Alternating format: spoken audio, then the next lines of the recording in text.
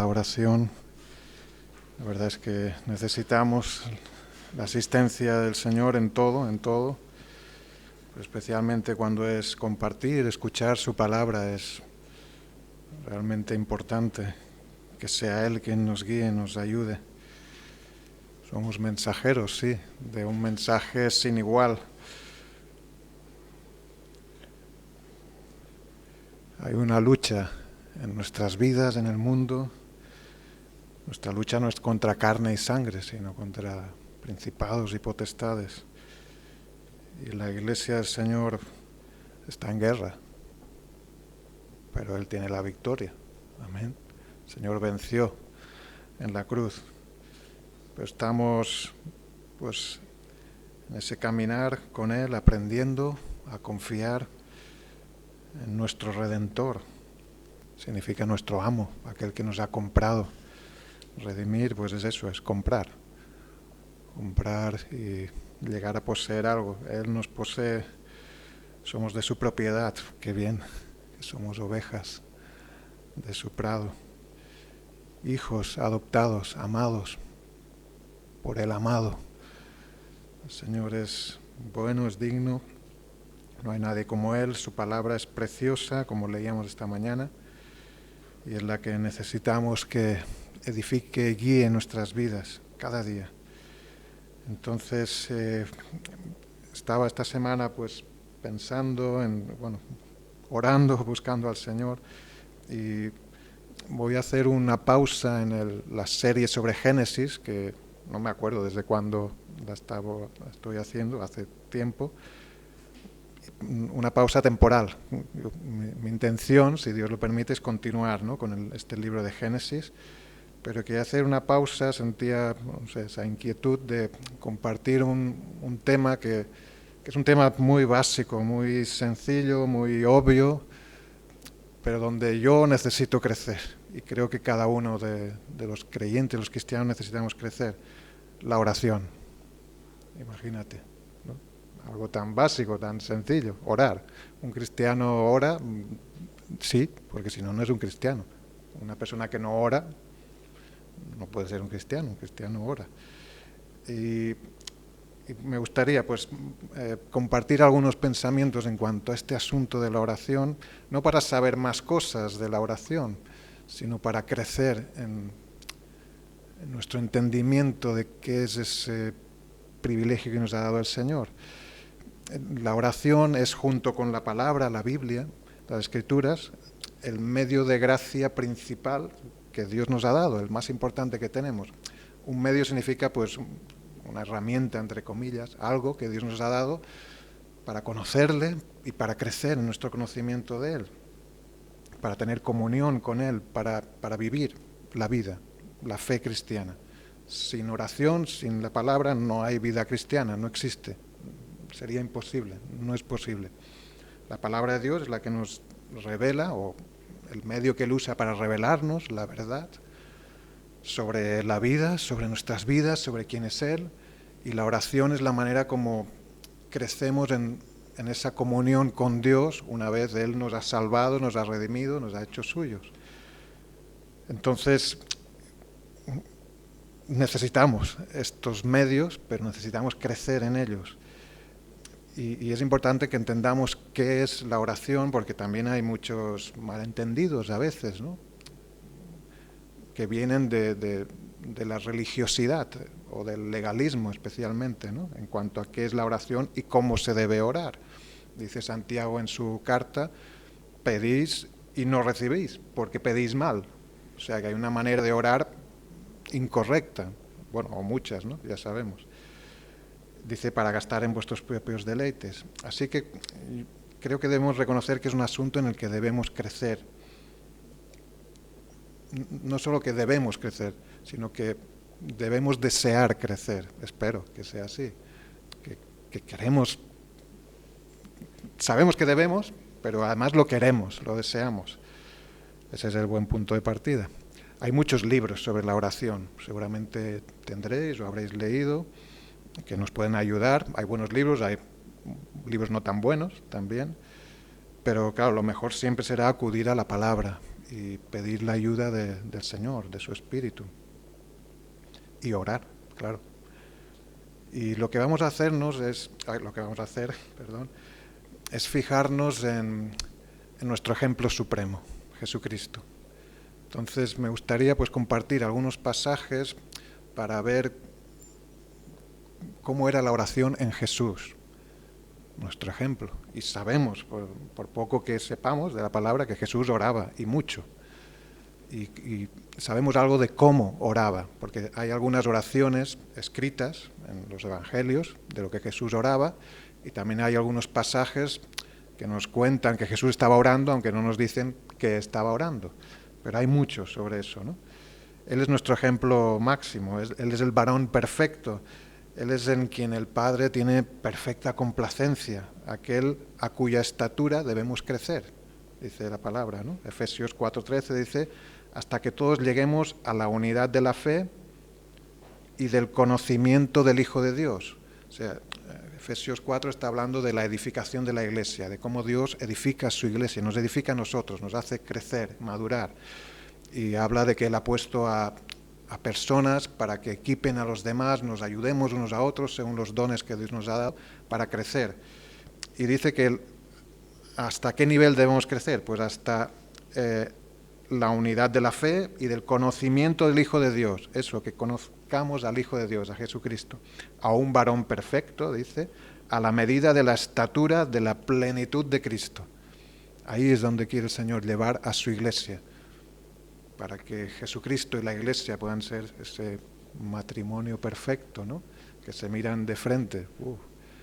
Eso, el Señor ya está ahí, pero nosotros estamos creciendo para llegar a esa estatura.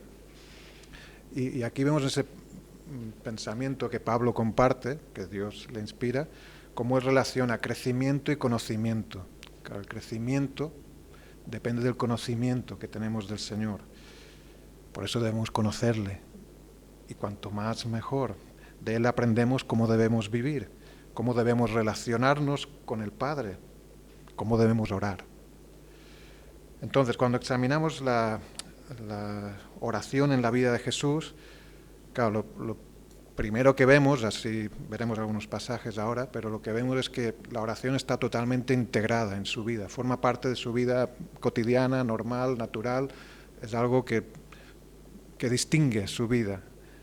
La oración no es un ritual, no es algo de un momento concreto, es algo que está en todos los aspectos de su vida aquí en la tierra. Claro, estamos hablando de su vida encarnado como hombre aquí en la tierra, esos años que pasó en este mundo creado por él mismo.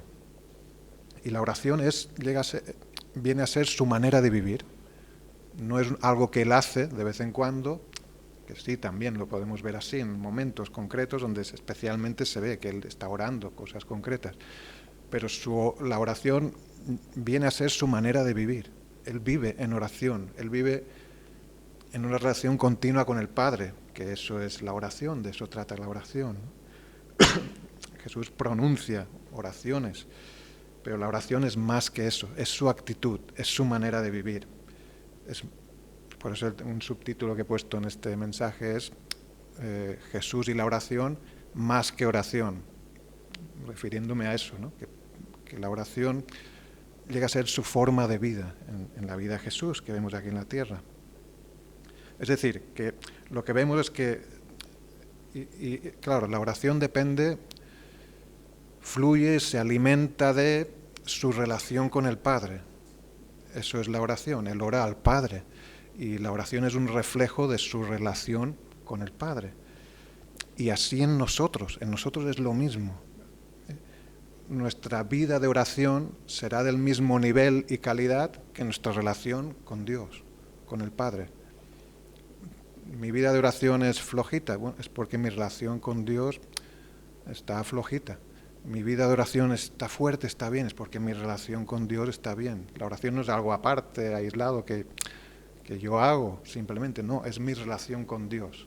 Mi relación con Dios se expresa, se refleja en mi vida de oración, en mi forma de orar, en mi deseo de orar. No deseo orar mucho, bueno, es porque mi relación con Dios no está. No deseo orar nada, no tengo relación con Dios. Un no creyente orará, claro, puede orar religiosamente, pero no como Jesús oraba, reflejando una relación con Dios. Entonces, la relación con Dios Padre y la oración van unidas indisolublemente. Son cosas que están totalmente relacionadas.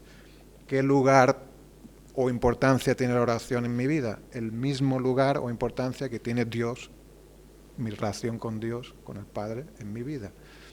Entonces, ahí es donde deseamos crecer, sin la oración, pero como resultado de mi relación con Dios.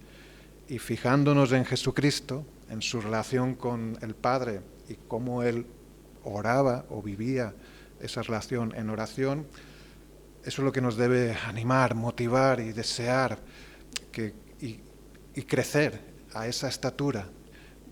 No crecer en un sentido de, bueno, sí, ahora ya veo que lo que tengo que hacer, pues venga, voy a sacrificarme, a esforzarme. Sí, hay una parte que tiene que ver con eso, pero tiene que salir del corazón.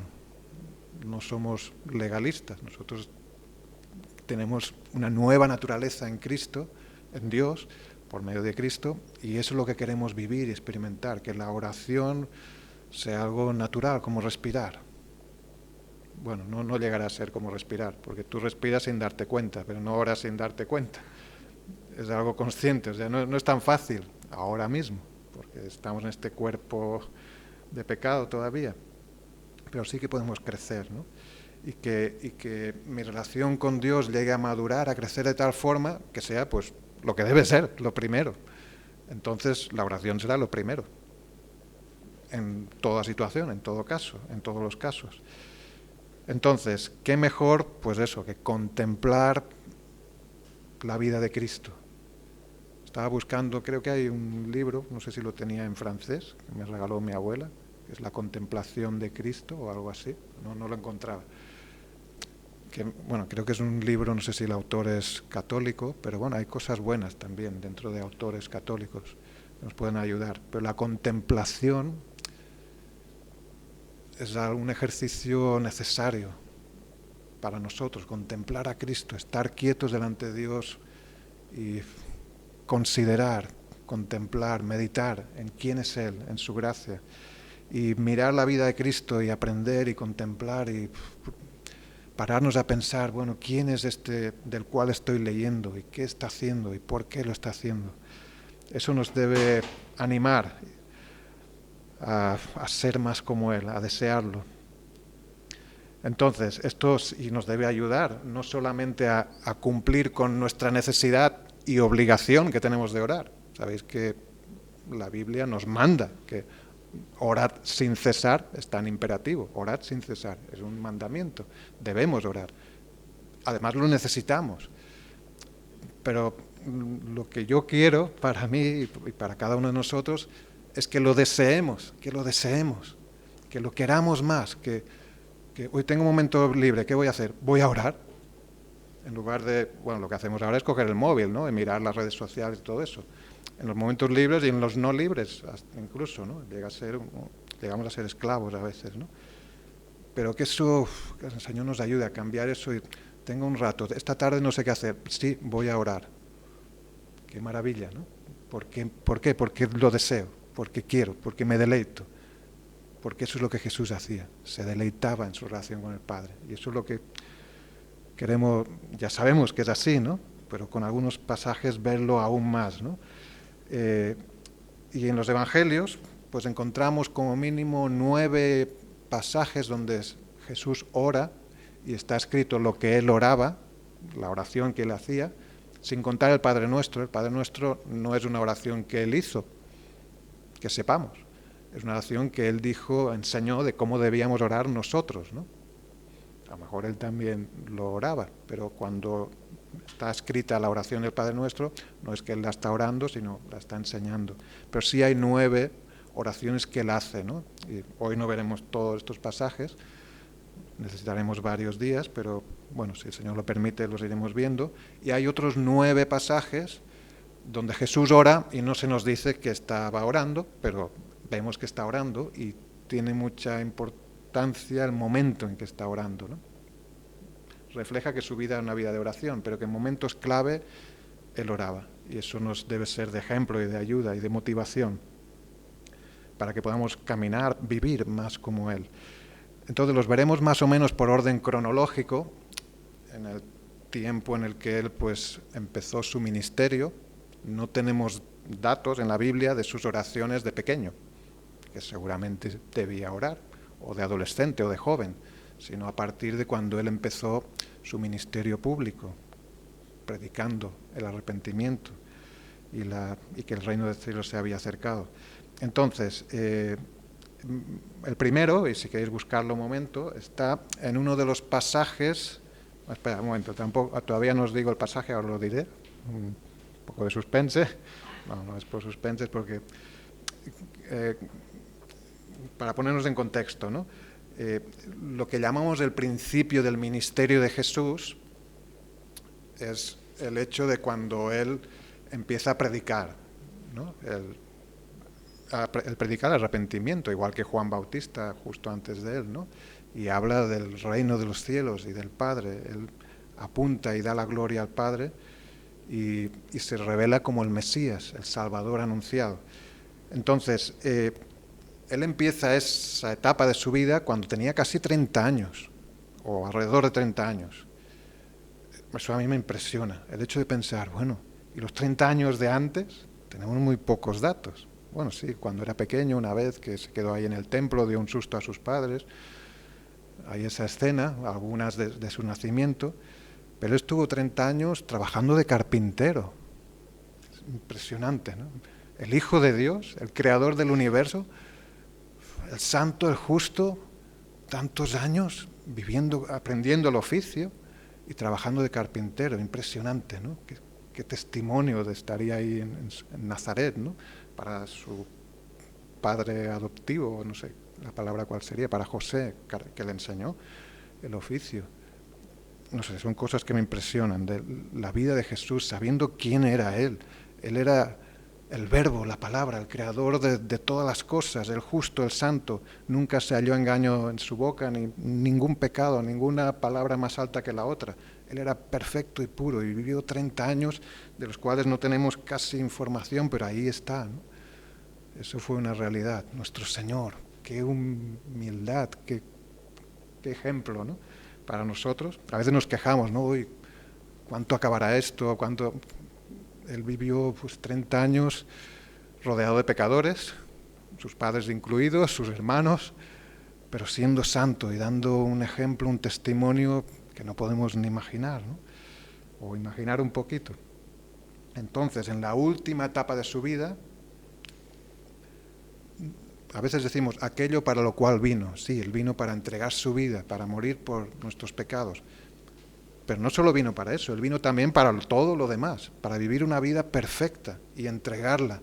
Una vida perfecta como hombre, como ser humano, como nosotros. La vida que nosotros deberíamos vivir, siendo obedientes a nuestros padres, honrándolos, trabajando honestamente, sin mentir, sin engañar. Él vivió todo eso, toda una vida. No muy larga, pues porque la entregó pues relativamente joven, pero una vida en que pasó por todas las etapas, las que pasamos nosotros, hasta la edad adulta. Entonces, en esa última etapa, donde él empieza a revelarse como el Mesías y empieza a predicar y anunciar el reino de los cielos, esa etapa empieza con su bautismo. También otra cosa impresionante, ¿no? Él se bautiza. Y ese es el pasaje que veremos, ¿no? Mateo, Marcos y Lucas, Juan no, empieza más, no menciona ese momento del bautismo de Jesús, pero estos tres evangelios sí lo mencionan. Y Lucas nos da el detalle que nos interesa hoy. Entonces, podemos buscar Lucas 3, capítulo 3 de Lucas, y solo leeremos pocos versículos, el contexto lo conocemos más o menos.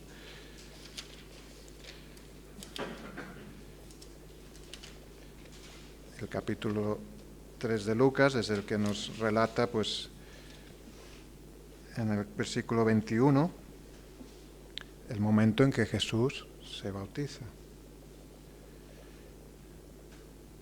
Y dice, aconteció que cuando todo el pueblo se bautizaba, también Jesús fue bautizado y ahí está, orando, el cielo se abrió. Orando. Mateo y Marcos no mencionan ese detalle, Lucas sí. Y Dios usó a estos hombres, inspirándolos para que cada uno aportara lo que Dios le mostró, le reveló, para que juntos los evangelios nos den lo que Dios quiere que sepamos en cuanto a lo que pasó y en cuanto a lo que necesitamos saber. Entonces sabemos que en ese momento crucial de su vida, un momento clave, Jesús oró, Jesús estaba orando. Aquí tenemos al Hijo de Dios, la segunda persona de la Trinidad, hecho hombre, en ese momento de su vida, orando. Los motivos de venir a bautizarse eran distintos de los de todos los demás. Ese era un bautismo de arrepentimiento. Juan el Bautista, que se le llama así, porque bautizaba, probablemente primo de Jesús en la familia, en la carne, había sido llamado por Dios a preparar el camino para el que venía después de él, que era Jesucristo. Y el preparar el camino era llamar al arrepentimiento, mostrar que necesitamos un Salvador, que necesitamos arrepentirnos para acercarnos a Dios y confiar en Él. Entonces Él bautizaba a gente que venía confesando sus pecados, arrepintiéndose. Dios tocó a gente realmente, y acercó a personas a sí mismo a través del ministerio de Juan, pero para llevarlos a Cristo. El 3 veces santo no necesitaba eso, Él era santo. Por eso Juan, ese detalle nos lo da Marcos y Mateo, que aquí Lucas no lo dice. Juan no quería, cuando vio a Jesús, reconoció, se conocían desde que estaban en el vientre de sus madres, ¿os acordáis? Bueno, al menos hubo algo ahí, ¿no? Cuando María fue a visitar a Elizabeth, las dos estaban embarazadas, de Juan y de Jesús. Se ve que Juan saltó en el vientre de la madre de Elizabeth, algo impresionante, ¿no? Había algo ahí en Juan que desde antes de nacer Dios le mostró quién era el Mesías, y cuando lo vio acercarse no quería, dice que se lo ponía como algo continuo, ¿no? Que hubo ahí como un forcejeo. Él decía, no, si yo necesito ser bautizado por ti, tú vienes a mí, tú me tienes que bautizar a mí, yo me tengo que arrepentir. Y Jesús le dice, deja ahora, porque es necesario que cumplamos con toda justicia. Algo que no podemos llegar a entender perfectamente, pero sí que tiene que ver con el hecho de que Jesús se estaba identificando con nosotros como un hombre, y Él tenía que iba a vivir una vida totalmente perfecta, entregada, haciendo todo lo que deberíamos hacer. Él no podía arrepentirse de ningún pecado porque era santo, pero sí que tenía que cumplir con todo aquello que Dios nos manda a nosotros. Y si Dios mandaba acercarse y bautizarse, Él iba y se bautizaba, y empezó allí. Pero empezó allí orando, como dice en Lucas, acabas de leerlo, ¿no? Jesús estaba viviendo esa vida perfecta, preparándose para ofrecerla en sacrificio por nosotros. Y en ese momento, pues, justo ahí empieza su ministerio público, también es otra palabra que se usa, ¿no? Donde Él se empieza a dar a conocer, pero está orando. Y así empieza, continúa y termina su ministerio público, orando. En la cruz oró, justo antes de entregar su vida, Él oró. Desde el principio hasta el final. Su relación con el Padre era tal que todo lo que hacía estaba impregnado de oración. Él oraba, Él no hacía nada por su propia cuenta. Él decía, las palabras que yo digo no son mías, son del Padre. Las obras que yo hago no son mías, son del Padre. Todo lo que veo que hace, lo hago. Lo que oigo que dice, eso es lo que digo. ¿Por qué? ¿Y cómo lo veía? ¿Cómo lo oía? Por la oración, por su relación con el Padre, por esa comunión continua con el Señor. En todo momento vemos en Jesucristo esa completa comunión, dependencia y sumisión a la voluntad del Padre. No sabemos qué estaba orando en ese momento de su bautismo, pero sabemos que Él se estaba dirigiendo al Padre. Su humildad es impresionante, asombrosa. Jesús como hombre mostró en todo momento completo sometimiento al Padre. Nada de lo que hacía venía de sí mismo, sino del Padre. Muchos pasajes Jesús dice esto, ¿no? Juan 12, por ejemplo, 49. Y su bautismo no fue una ocasión pues para promocionarse o darse a conocer o o buscar algo para sí mismo, sino una ocasión para mostrar su entrega al Padre. Él oraba y él buscaba la voluntad del Padre. ¿Es esa nuestra actitud? ¿Qué hacemos cuando vamos a empezar algo, ¿no? Como Jesús aquí iba a empezar algo. Nosotros tendremos momentos en nuestra vida que deberemos empezar algo, un trabajo, un viaje, un estudio, lo que sea. O cuando voy a hacer algo que será visto por otros, que los otros verán. Ah, mira, ahora hace esto. ¿Cuál ha sido mi actitud al empezar, ¿no? Nuestro Señor empezó orando, en oración, mostrando su entrega a Dios. Así debe ser, claro, en nuestras vidas. Pero eso no se queda ahí, ¿no? Sino que eso produjo tal satisfacción, ese momento, al Padre, que no pudo retenerse esa voz del cielo. Este es mi Hijo amado, en quien tengo complacencia. Lucas lo pone de una forma más personal todavía, ¿no? Aquí dice en el versículo 22, y descendió el Espíritu Santo sobre él en forma corporal como paloma, y vino una voz del cielo que decía, tú eres mi Hijo amado, en ti tengo complacencia. Asombroso, ¿no? De las pocas veces que en la historia de la creación la voz de Dios se ha oído audiblemente. Dice que una voz se oyó. El Padre vio tal maravilla ahí ante sus ojos, por decirlo de alguna manera, que no pudo retener, pronunciar y decir, oh, en ti tengo complacencia. Hermanos, cuando tú, antes de empezar algo, antes de tomar una decisión, oras, te diriges al Padre, Señor, guíame, Padre, muéstrame. Eso produce complacencia al Padre. Él se complace en que vengamos y nos rindamos y nos mostremos débiles como somos y necesitados de Él, porque Él nos ama, pero Él se complace en que vayamos y le pidamos. Jesús decía, pedid y recibiréis. Todavía no habéis pedido nada. Pedid y recibiréis. Llamad y se os abrirá. Él animaba, exhortaba, porque el Padre se complace. Dice, si vosotros siendo malos sabéis dar buenas cosas a vuestros hijos, ¿cuánto más vuestro Padre que está en los cielos os dará lo que le pidáis, y el Espíritu Santo? Pues, ¿por qué? Porque el Padre desea y se complace. Aquí lo vemos en Jesús. Jesús oró, el Padre dice, este es mi Hijo, en quien tengo complacencia, se complace. Y el Señor se complace en nosotros cuando vamos a Él, cuando oramos. Imagínate, yo puedo provocar algo bueno en Dios. Pues sí, cuando me someto, cuando confío, cuando entrego todo a Él. ¿Cómo puede ser? Pues es así, es así. El Señor nos ha dado esa gracia, esa bendición de provocar complacencia a los ojos de Dios. Gloria al Señor. Pues miremos dos pasajes más del principio del ministerio de Jesús.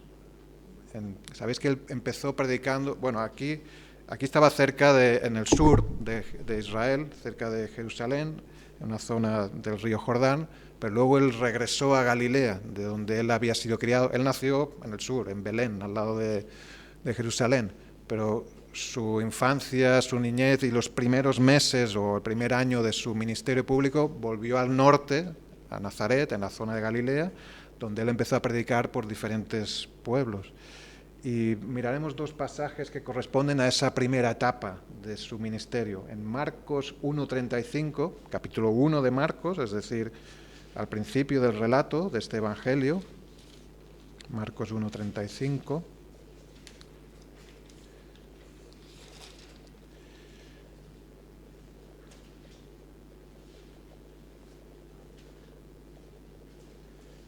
Un pasaje muy conocido, ¿no? Pero que se usa pues por eso, para ver la importancia de la oración y la que le daba Jesús. Esto fue después de, pues quizá los primeros días de su ministerio, cuando Él escogió a los 4 pescadores, Juan, Jacobo, Pedro y Andrés. Fue a cenar a casa de Pedro, sanó a su suegra. El pueblo se enteró de que estaba allí, de que había un maestro que estaba sanando. Trajeron a todos los enfermos, endemoniados del pueblo. Estuvo Él orando por ellos, sanando.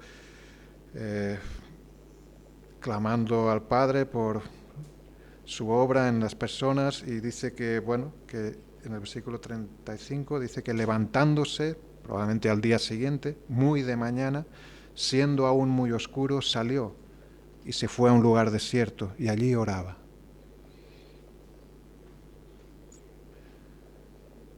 Él también se cansaba, física y emocionalmente. Era hombre, era Dios, pero era hombre. Y él debía estar cansado. Y después del día anterior, levantarse, seguro, supuso un esfuerzo físico importante. Pero él consideró, no sé si es la palabra, que cuando hablas del Señor, las palabras, nuestro lenguaje es muy limitado. Yo no sé si consideró. Pienso que él sabe todas las cosas.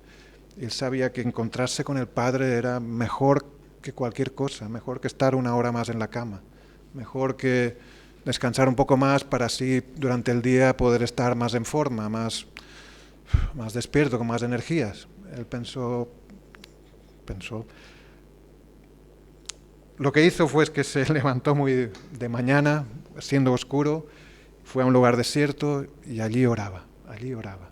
Allí tenía su tiempo con el Padre, porque ese era su deleite, ese era su vida, eso era su sustento. Él decía, yo tengo una comida que vosotros no conocéis, hacer la voluntad del Padre. Yo me sustento de esa relación con el Padre. El sacrificio valía la pena, porque en el Padre estaba su deleite. Otro pasaje, un poco más adelante, en su ministerio todavía en Galilea, miramos en Lucas, vamos un momento a Lucas, donde estábamos, pero capítulo 5, todavía es esa primera etapa de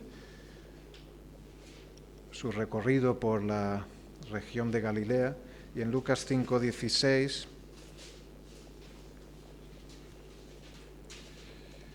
no, 5:15, perdón.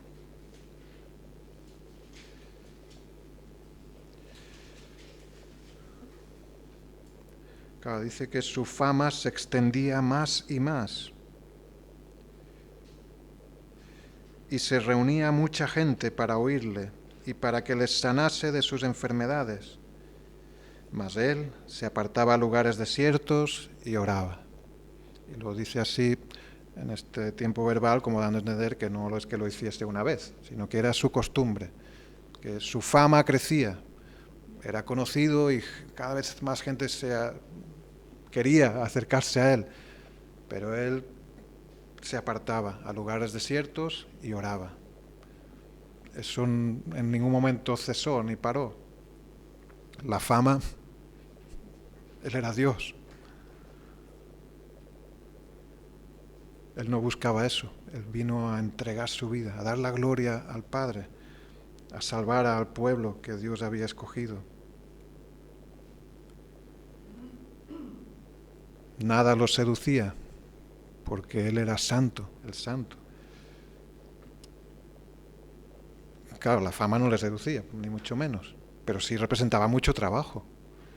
Sí que era algo agotador, pero él seguía escogiendo la comunión con el Padre, siempre. Eso nunca cambió. Otro pasaje más, justo antes o el día antes, perdón, la noche antes, al día que escogió los 12 apóstoles. Miramos aquí en el mismo Evangelio de Lucas, el siguiente capítulo, 6, versículo 12.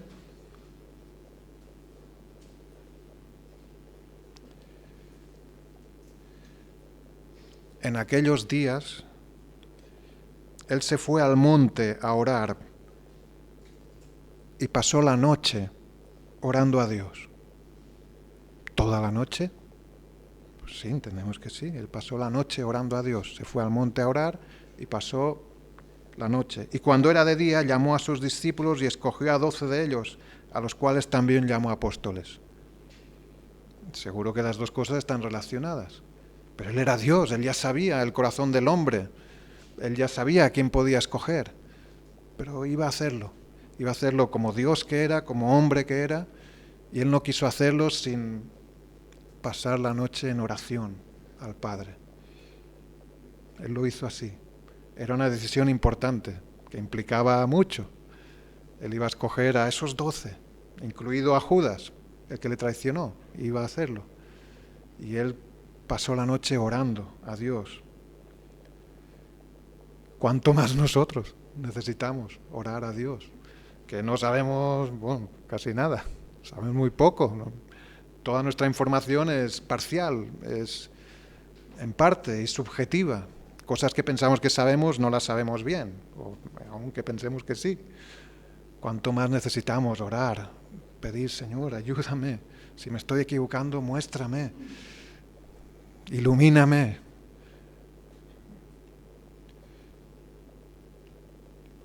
Y no solo por eso, porque lo necesitamos, ¿no? Sino porque lo deseamos y porque vale la pena. Y uno más, después de un día agotador, si puede ser más agotador que estos, pero la vida de Jesús fue físicamente pues muy agotadora. En Mateo, vamos un momento a Mateo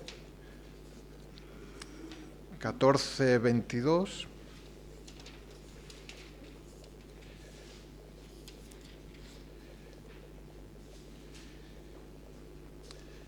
Esto es justo después del pasaje de la alimentación de los 5.000.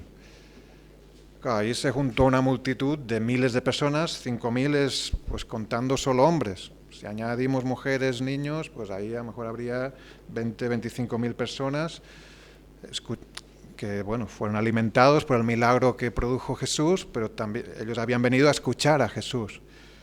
Y Jesús estuvo predicando, hablando, probablemente sanando, estando con la gente todo el día. Y dice aquí en el 14:22 que enseguida, cuando terminaron, pues bueno, el versículo 21 es: y los que comieron fueron como 5.000 hombres, sin contar las mujeres y los niños. O sea, recogieron todo, comieron, y dice, y enseguida Jesús hizo a sus discípulos entrar a la barca e ir delante de él a la otra ribera, entre tanto que él despedía a la multitud. Me parece de locos eso, como él diciendo, no, iros, ya me encargo yo, Señor, pero si aquí hay miles de personas despidiendo a la multitud, él se encargó, ¿no? Algo impresionante. Dice, despedida la multitud en el 23, subió al monte a orar aparte. Y cuando llegó la noche estaba allí solo. Impresionante. Después de un día agotador donde él se hace cargo de la multitud, ¿qué hace? Podría decir, bueno, me voy a la barca ya, oye, venid que voy a estirarme un rato. No, él sube al monte y ora. Las últimas energías que le quedarían, probablemente, las emplea para orar a su Padre. Y está ahí solo, pero es su deleite. ¿Por qué lo hacía? Porque era su deleite. Era su vida. Su relación con el Padre era lo más precioso para él. Así fue su vida en la tierra. No solo es que oraba mucho, sino que su vida era una vida de oración. Y ese es nuestro ejemplo. Él es nuestro ejemplo. ¿Por qué oro? Porque mi Señor oraba. Esa es una buena motivación. Sí, porque debo hacerlo, porque lo necesito, pero porque Él oraba, pues yo también oro.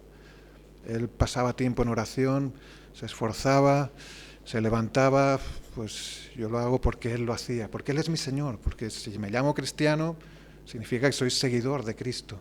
Y si soy seguidor es que quiero hacer como Él, quiero imitarle, Él es mi maestro. ¿Qué busco cuando oro? Pues lo mismo que Él, comunión con el Padre. No busco que el Señor haga lo que yo quiero que haga. Qué terrible, ¿no? Personas que piensan que es así, como un genio de la lámpara o algo así, no sé. Que pides cosas y Dios las tiene que hacer, porque tú los reclamas, no sé. Jesús no buscaba eso. Él buscaba que Él hiciera la voluntad del Padre, no el Padre la voluntad suya. Siempre fue al revés, y siempre debe ser al revés.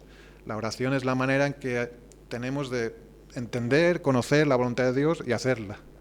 Sí, claro, también le podemos y debemos pedir, como Jesús nos dijo, ¿no? Y si hay alguien enfermo en casa, oramos, Señor, por favor, sánalo, te ruego, pero hágase tu voluntad. Siempre podemos añadir eso, debemos, porque eso es lo correcto. Pero sí debemos pedir cosas que no sabemos al final cuál será la última palabra del Señor, pero debemos pedir y confiar que Él obrará de la manera perfecta. Y Él responde a oraciones que hacemos y Él nos guía. Pero la oración tiene que ser más que eso, tiene que ser conocerle a Él, para que así cuando oremos ya oramos aquello a lo cual nos está guiando. Y ya sabemos que la respuesta la tenemos, porque Él me está guiando a orar, a pedir por eso. ¿Por qué oro? Porque me deleito en Dios, como Él hacía. Y quiero crecer en ese deleite. No busco nada para mí, busco su gloria como Él buscaba. Cuando Jesús oraba estaba relacionándose con su amado Padre, disfrutando de una comunión sublime, asombrosa, de un amor indescriptible. Ese era su sustento como hombre y ese debe ser el nuestro como hermanos suyos, como hijos del mismo Padre. Eso tiene un precio, claro, el de seguir a Jesús, el de ser como Él, es decir, humillarnos. Más que Él no vamos a poder, pero sí humillarnos bajo su poderosa mano, negarnos a nosotros mismos, como Él dijo, ¿no? Si alguno quiere seguirme, niéguese a sí mismo, tome su cruz, tomar nuestra cruz, que eso significa morir, y vivir la vida que le glorifica a Él. Es un proceso, es un camino, pero debemos dar pasos hoy. Hoy debemos dar el paso que toque hoy, o los pasos que toque hoy, y mañana los que toque mañana. Pero vale la pena. La recompensa es mucho mayor que cualquier sacrificio. La recompensa en el futuro, pero ahora también. El mayor sacrificio, de todas formas, ya lo hizo Él. Él ya hizo el mayor sacrificio. Su propósito fue cumplido perfectamente. Oró hasta en ese último momento. Padre, en tus manos encomiendo mi espíritu. Consumado es. Y ahí cumplió con la salvación que nos ha sido entregada, nos ha sido regalada. Muriendo por nuestros pecados, dando la gloria al Padre, proveyendo salvación y gracia a todos los que se arrepienten y confían en Él. Así que la vida de oración de Jesucristo nos inspire a desear y buscar lo que Él experimentaba. En toda ocasión, en todo momento. ¿Cuándo oras? Sí, necesitamos tiempos apartados, como Él hacía, para orar a solas. Pero también durante el día, que el Señor nos ayude a ser conscientes de en manos de quién estamos. Que el Espíritu Santo nos ayude a esforzarnos por renunciar a placeres que no glorifican a Dios. Hay placeres en este mundo, y los conocemos algunos, que no glorifican a Dios. Eso rompe y estropea y bloquea nuestro gozo en el Señor. Sí, te sentirás bien un momento, disfrutarás, pero la factura llegará. Y que el Señor nos ayude a arrepentirnos y renunciar a placeres engañosos que llevan a destrucción, y a buscar nuestro deleite en la comunión con el Padre, en la oración, para ser fortalecidos en Él y poder reflejar ese amor que nos da este mundo. Que la oración en tu vida sea más que oración, más que una oración de 5 minutos o de lo que sea el reflejo de tu relación con Dios, una relación que crece y se fortalece al contemplar a Cristo. Amén, a Él sea la gloria. Pues vamos a pedirle que nos ayude y que se cumpla su voluntad. Señor, te damos gracias por tu palabra, por tu Hijo Jesucristo, Señor, varón perfecto en quien tú tienes toda complacencia, aquel que tú enviaste a morir por nuestros pecados. Oh Señor, nunca podremos entender la profundidad, la grandeza de esa obra, de esa humillación que Él tuvo que pasar por nosotros, Señor. Pero también vemos, Señor, que había deleite en su vida, había gozo al encontrarse contigo, oh Padre. Señor, deseamos, anhelamos eso en nuestras vidas, Señor, para darte gloria a ti, Señor, pero también para que tú seas lo primero que busquemos tu reino primero, porque sabemos que eso es lo correcto, eso es lo bueno, lo que debemos hacer, pero también lo que deseamos y lo que disfrutamos, Señor. Oh Señor, líbranos de la vanidad de este mundo, de la vanagloria, Señor, del pecado, y ayúdanos a descansar, a confiar en ti, Señor. Oh Señor, gracias por cada uno de los que estamos aquí, los que están en sus casas, Señor, que tu Espíritu Santo traiga esa convicción a nuestras vidas, que podamos tomar pasos, Señor, para acercarnos a ti, para entregárnoslo todo, Señor, a ti, y que tú seas honrado, Señor, en nuestras actitudes, nuestras palabras, nuestras acciones, Señor, que podamos rendirte y tributarte ese honor, esa adoración que tú mereces. Gracias, Señor, te damos en el nombre de Jesús. Amén. Amén. Gloria al Señor.